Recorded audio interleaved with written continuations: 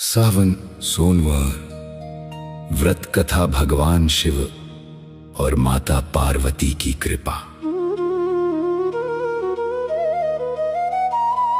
ओम नमः शिवाय। हर हर महादेव। जय माता पार्वती। बहुत समय पहले की बात है। हिमालय की एक शांत घाटी में देवपुर नाम का एक छोटा सा गांव था। गांव के चारों ओर घने पेड़, छोटी छोटी नदियां और दूर दिखाई देती हिमालय की चोटियां थीं।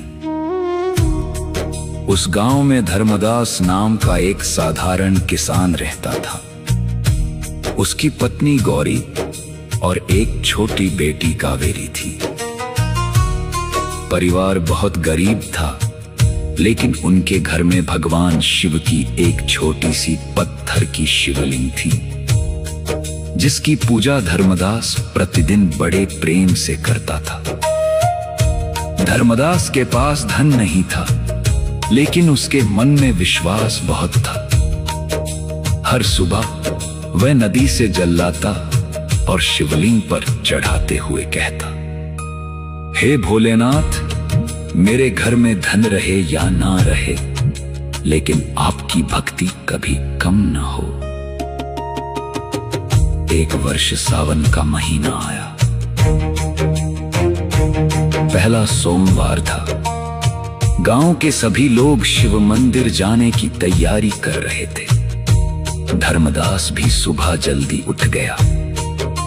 उसने स्नान किया, स्वच्छ वस्त्र पहने और जंगल से कुछ बेल पत्र लेकर आया।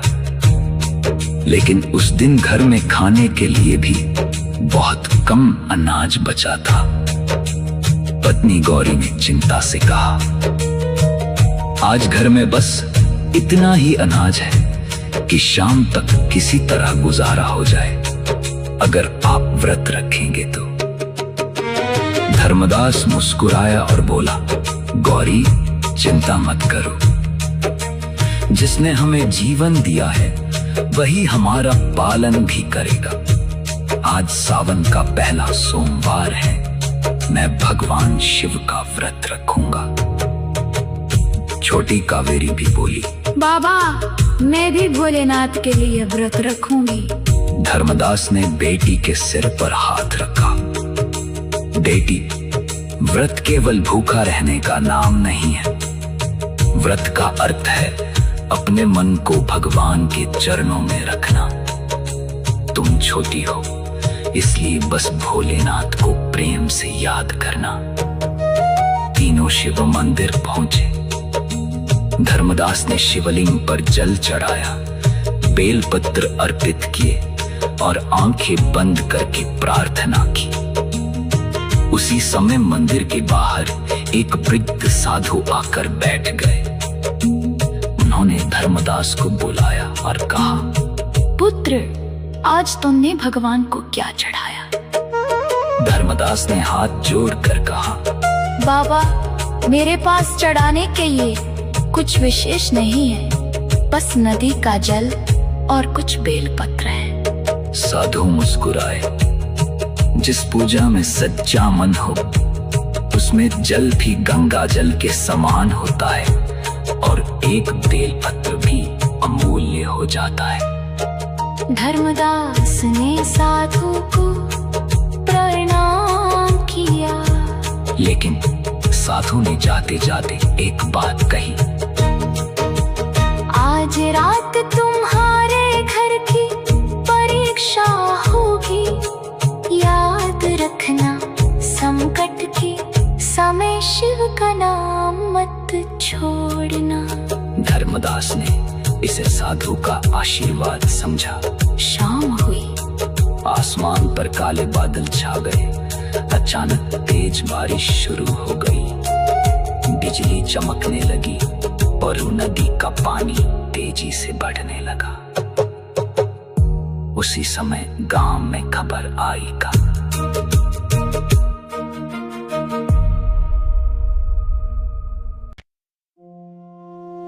सावन सोमवार से धर्मदास के जीवन में धीरे धीरे परिवर्तन आने लगा। जिस खेत में महीनों से फसल नहीं उगी थी, वहां अचानक हरियाली दिखाई देने लगी। सूखी मिट्टी में नई फसल की उम्मीद जाग उठी। गांव के लोग कहने लगे, धर्मदास पर भोलेनाथ की कृपा हो गई है। लेकिन धर्मदास ने कहा, कृपा हो या परीक्षा, मुझे तो हर परिस्थिति में शिव का नाम लेना है। तीसरा सोमवार आया। उस दिन धर्मदास मंदिर जाने लगा तो रास्ते में उसे एक बूढ़ी महिला मिली। वे बहुत कमजोर थी और भूख से परेशान थी। उसने धर्मदास से कहा, बेटा, 2 दिन से कुछ नहीं खाया, थोड़ा भोजन मिल जाए तो भगवान तुम्हारा भला करेंगे। धर्मदास के पास उस समय केवल वही भोजन था जो वो अपने व्रत खोलने के लिए लेकर जा रहा था।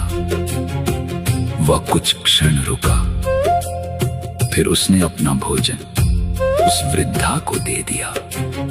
गौरी ने पूछा, अब आपका व्रत कैसे खुलेगा? धर्मदास मुस्कुराया, जिसके नाम पर व्रत रखा है उसके किसी भूखे जीव को भोजन मिल गया। इससे बड़ा प्रसाद मेरे लिए क्या होगा? वृद्धा ने धर्मदास को आशीर्वाद दिया। लेकिन जैसे ही धर्मदास ने सिर उठाया, वह वृद्धा वहां नहीं थी। उसी समय मंदिर की घंटी बजने लगी। मंदिर के भीतर भगवान शिव की मूर्ति के पास दीपक की लौ तेज हो गई। धर्मदास समझ गया कि ये कोई साधारण घटना नहीं थी। उधर कैलाश पर्वत पर माता पार्वती ने भगवान शिव से पूछा, स्वामी, क्या ये वही भक्त है जिसकी परीक्षा अपने लेने की बात कही थी? भगवान शिव मुस्कुराए, देवी, सच्चा भक्त वही है जो अपनी जरूरत से पहले किसी दूसरे की जरूरत देखे। धर्मदास की परीक्षा अभी पूरी नहीं हुई है।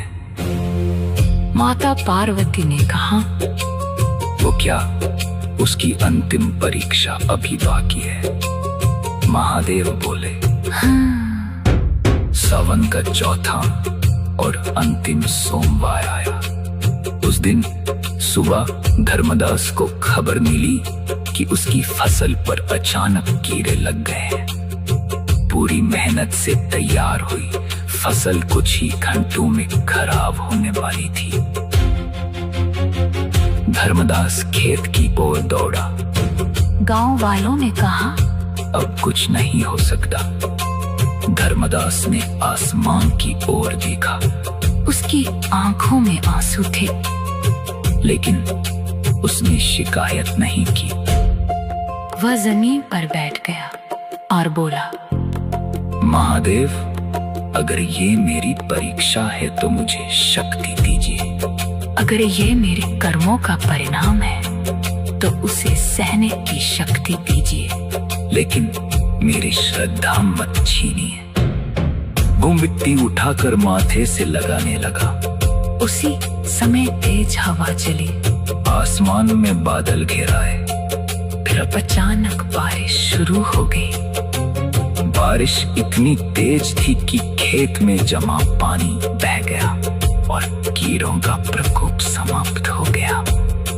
कुछ ही देर बाद खेत फिर से सुरक्षित दिखाई देने लगा।